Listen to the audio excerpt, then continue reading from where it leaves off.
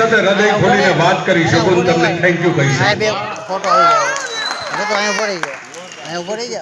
બધા મને એમ કે નહીં રાજશ્રીમાં તમને બાઉન્સર વગર ના જવાય. મેં કીધું મારા ભાઈઓ મને કોઈ દી તકલીફ પડવા દે.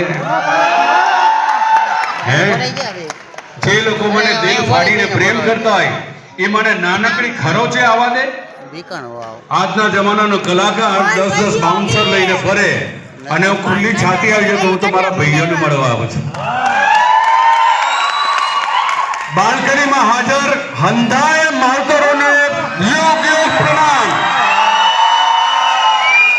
આય બેઠેલા કાકા કાકી મામા મામી ફોઈ ફુવા માવતરો હંધાઈને રામલાના રામ રામ. બસ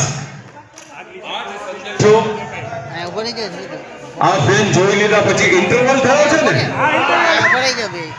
ઇન્ટરવલ પછીની આખી ફિલ્મ બેટા બધાની સાથે ફોટો પડાવી જઈશ. પહેલા બેસી જાઓ.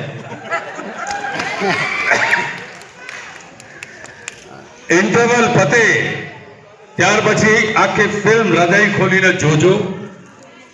તમને બધાને રામલો ને રત્ની બનવાની ઈચ્છા થશે. કારણ કે દરેકના જીવનમાં ક્યારેક ને ક્યારેક કોઈક ને કોઈક જગ્યાએ પ્રેમ તો કર્યો છે. પ્રેમ કર્યો છે ને, તો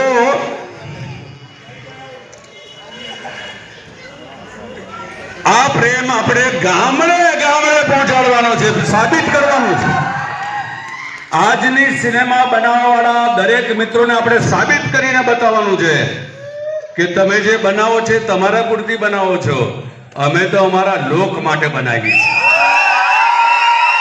મારા ગુજરાત માટે બનાવી. ધાંગધ્રામાં બેઠેલો માણસ કે મારા ભાવનગરમાં હોય કે ન્યુયોર્કમાં બેઠેલો ગુજરાતી જે ફિલ્મને અહીંયાથી ચાહે ને એ આવી સિનેમા છે. અને એટલે જ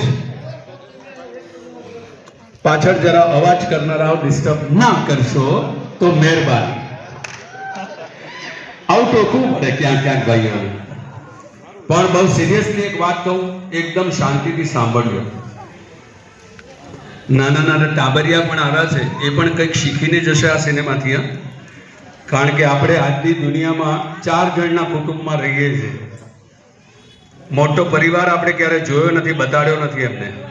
પણ આ સિનેમા એવી છે કે માને કેવી રીતે રિસ્પેક્ટ આપવો, સંબંધોને કેવી રીતે રિસ્પેક્ટ આપવો, પ્રસંગોને કેવી રીતે ઉજવવા એ એમને શીખવી શકશો.